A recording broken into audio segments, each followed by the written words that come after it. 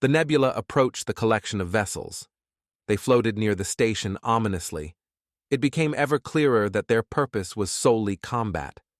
Their hulls were angular in some places and bowed in others to encourage ricochets. The thick metal of many showed scoring of various kinds. Not one of them was without weapons. Missile pods and autocannons were abundant. All of them boasted bays filled with fighter craft. The larger ships supported a single large forward-facing cannon, and the largest ship, the one currently docked with the station, was equipped with two. Everyone on the bridge of the nebula made note of the weapon systems locking onto their ship. They never fired, of course.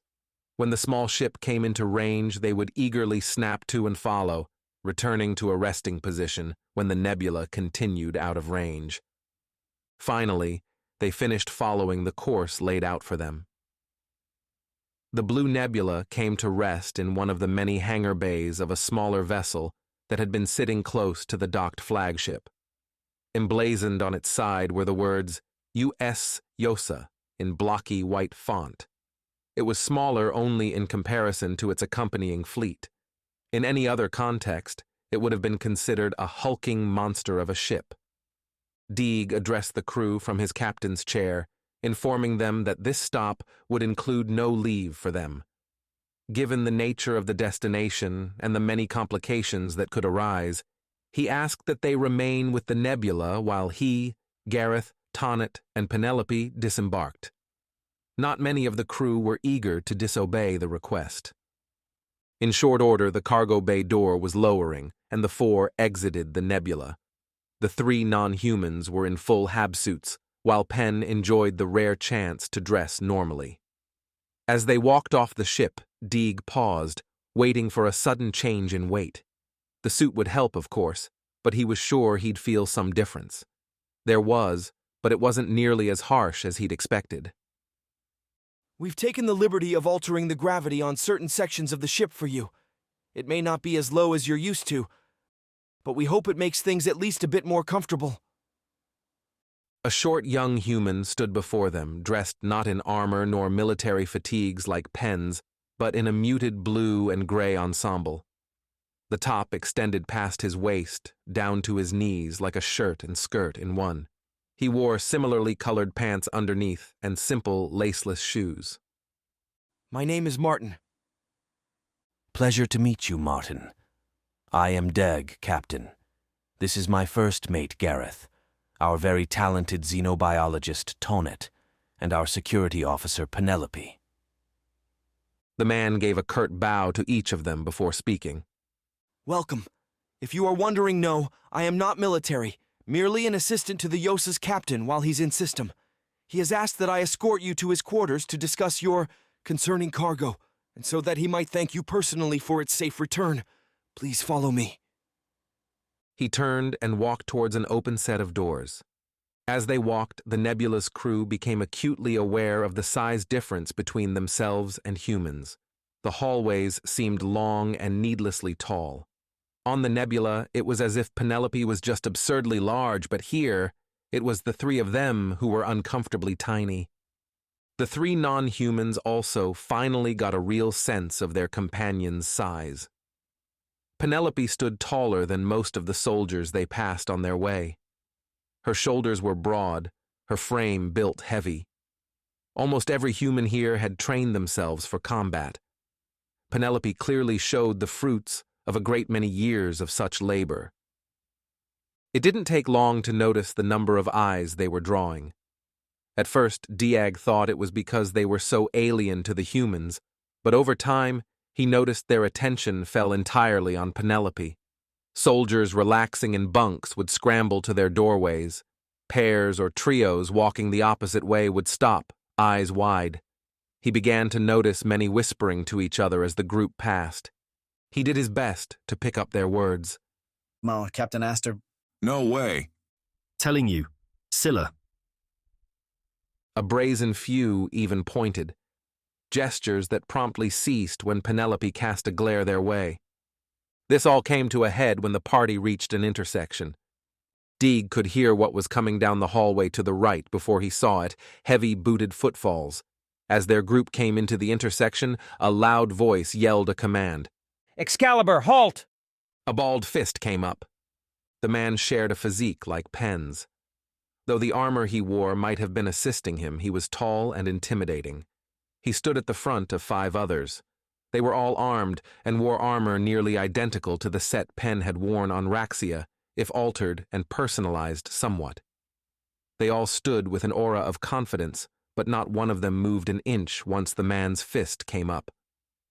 The man stood suddenly at attention, and his fist turned to a salute. Oh, Captain Connolly, it's not necessary for you to salute me. I'm merely the assist... An honor, ma'am. The captain held the salute. I'm sorry, but I... Martin seemed confused. Braden Connolly, ma'am, captain of fire team Excalibur. Excalibur, this is none other than Captain Penelope Astor of fire team Cerberus. He still held the salute. Martin was experiencing a lot, but doing so silently. Ex-captain, and please, no saluting. Excalibur's captain hesitatingly put his hand down. Another piped up. Scylla in the flesh. I guess it really is a lot of talk. Everyone made you out to be some demon, but... The man to Connolly's right spoke. He had a boyish look to him, a freckled face, and dark auburn hair framed light green eyes. He stood with his arms crossed and a snide mask across his face. He was a full head shorter than Penelope. Can it, O'Brien? I'm just saying, she doesn't look like anything special. Connolly shot an icy look at his subordinate. O'Brien opened his mouth as if to continue, but paused and thought better of it. My apologies, ma'am. He's new and fucking stupid. It's just a bit of professional competitiveness. O'Brien here is Excalibur's close combat specialist. A woman just behind Connolly chuckled and leaned forward. Yea, and all meter and a half of him has a complex. The others began laughing. Shut up! O'Brien turned to his squad mates. Anyway. Connolly tried to stifle a smirk. It was a pleasure to meet you, ma'am. If you're on board for a time, I'd love to speak, but you've got business with the captain. I won't keep you. Martin had collected himself. Yes. Miss... Captain Astor has urgent business. Please, this way. Excalibur's captain once again stood at attention and saluted. Though Penelope didn't return it, he held the salute until she was through the intersection. Only once they were gone did Fire Team Excalibur continue on their own way. My sincerest apologies, Captain Astor. I had no idea. Again, ex-captain, and Penelope is fine. It isn't me who has business with the captain of the Yosa. It's Captain Deeg. I am simply helping. Ha! You know they never mention your sense of humor, Miss Astor. Anyway, we are close to the captain's personal quarters. Just this way, he should be in his office. Martin led them up a short elevator and into a smaller hallway. In contrast to the rest of the ship, it was adorned in a small amount of professional finery. Banners adorned the walls, and a few potted plants sat on glass console tables. At the end of the hallway was a closed door. Their guide moved quickly down the hall and tapped a button on the door console. Captain, your guests are here. A light tenor voice came back through the speaker, familiar to Penelope. Excellent, thank you, Martin. Send them in, please. Martin slid 2 fingers across the door console, and the door opened. He stood aside, bowed his head, and held his hand out, motioning for them to enter.